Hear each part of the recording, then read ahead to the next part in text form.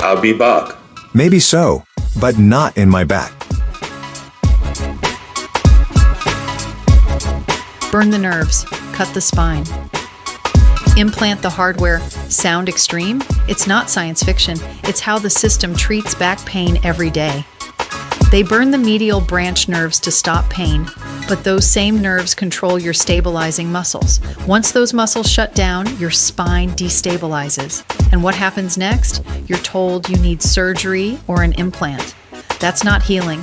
That's the system's loop, creating the problem it profits from twice. There may be a better way. Your spine isn't one solid piece. It's a chain of motion units working together: discs, joints, ligaments, and muscle groups. When one weakens, the rest compensate and strain. That's why I perform the functional spine unit procedure, or the Regenex lumbar DDD procedure. It treats the system with biologics instead of burning or replacing structures. It can be reparative, not destructive, and it puts the human before the hardware.